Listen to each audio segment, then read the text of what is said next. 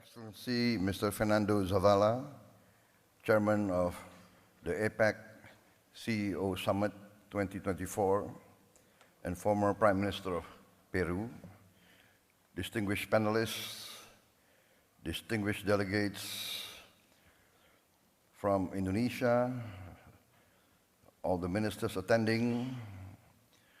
I would like also to acknowledge the presence of many notable CEOs from Latin America and the Caribbean, and distinguished participants from the ASEAN Business Advisory Council. Ladies and gentlemen, I'm very honored to be invited to address this distinguished body. As we all know, that peace and prosperity is driven by economic activity, by the role of the business community, the role of entrepreneurs, the role of industry. Without the dynamic participation of the economic sector, basically we cannot have growth and prosperity. Without growth, we cannot alleviate poverty. We cannot create relevant employment. Therefore, I am very happy and very honored to address you, the drivers of economic growth in the Pacific region. The Pacific region, I think, is one of the most dynamic areas of the world. Economic growth, potential technological achievements, the demographics, the resources available in the Pacific and the Indo-Pacific regions, all point to a bright economic future for all. We have at the present geopolitical tension, but I am an optimist in the interests of humanity. I believe that the leaders of the great powers of the world, in the final analysis, will always opt for the common good. Rivalry is historical. There will always be rivalry. But our planet has become smaller. We are now in a planet full of technological breakthroughs. The tremendous breakthroughs in technology demands that leaders be more wise, be more patient, be more accommodating, because the power of technology can bring significant progress to human life, but the power of technology can also destroy human life very fast. Therefore, I always choose the path of collaboration, engagement, communication, negotiation. Yes, we have to uphold and live by common laws, by international rules, but we must also have common understanding of everybody's interests. I come from a country now, Indonesia, one of the largest countries in the world, fourth largest population. Our territory from west to east is nearly the length of Europe. Europe has 27 countries or more. We are one country. We have our significant challenges, but we are blessed with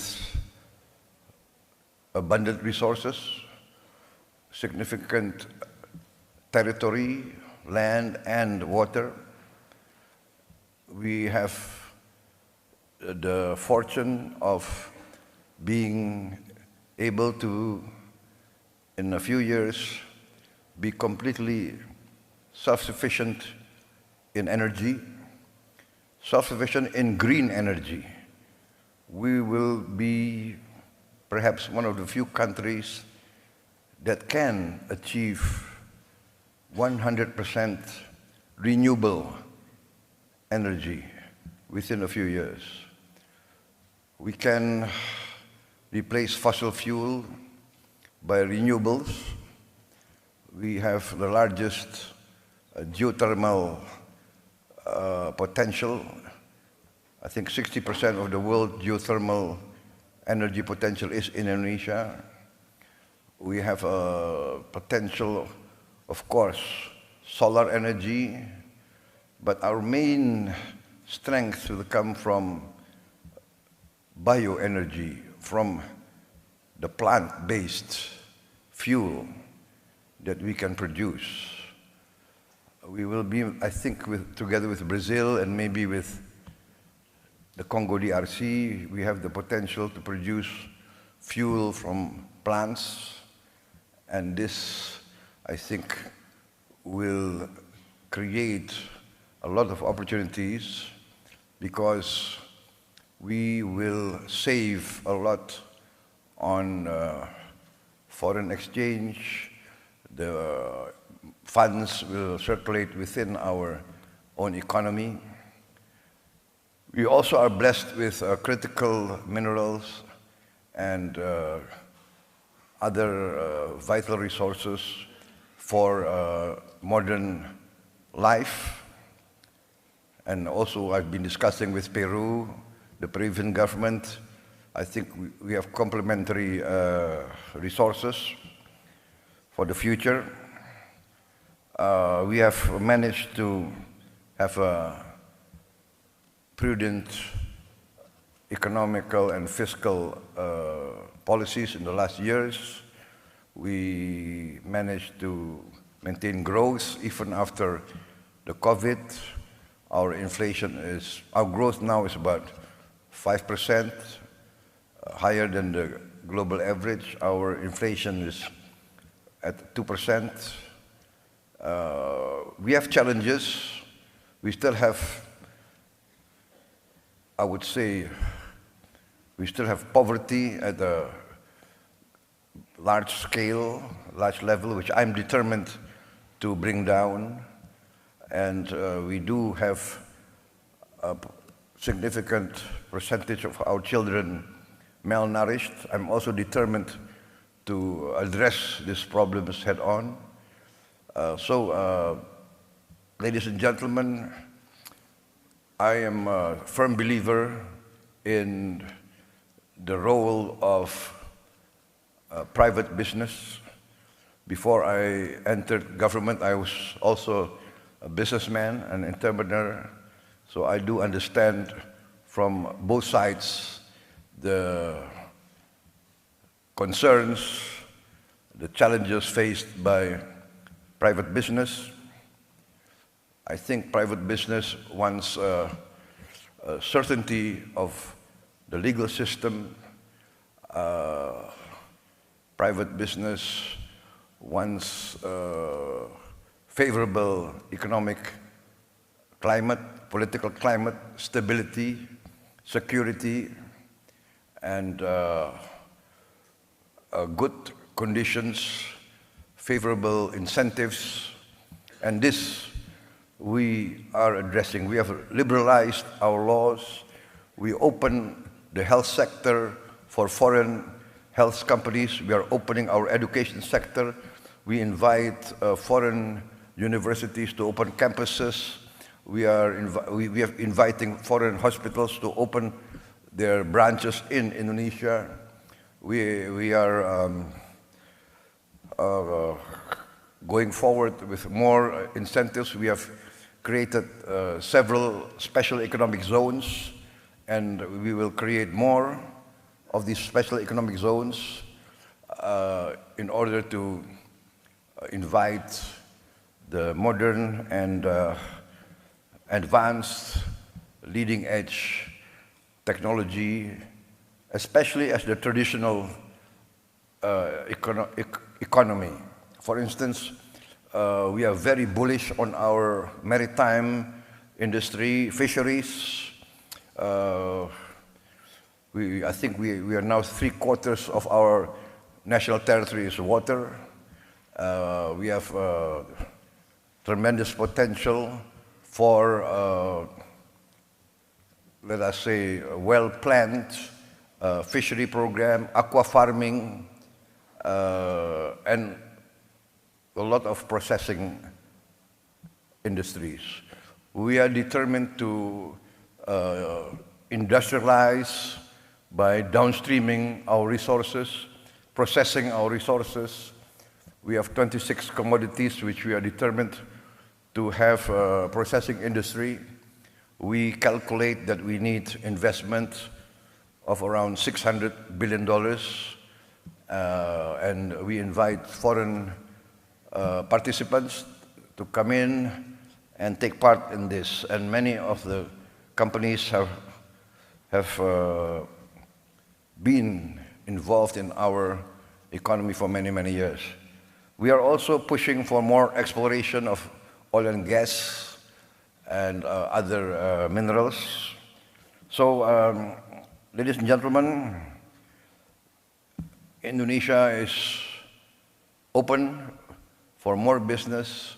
I'm determined to protect all investments, to give favorable economic conditions, and to be involved in the major economic organizations of the world, and to work together with all of you to create mutual prosperity. I believe that prosperity can only come from peace. Peace comes from understanding. Understanding comes from engagement and negotiation. So I'm very happy to attend this APEC summit, to renew contacts, to introduce myself, to introduce my country, and to invite cooperation between all of you, the private sector of the Pacific Basin, the Pacific world, and together to achieve prosperity. Prosperity, in the end, I would say, guarantees peace and stability. Ladies and gentlemen, I think that concludes my remarks. And once again, thank you for inviting me, and I wish this APEC summit, this APEC CEO summit also to be very successful. Thank you very much.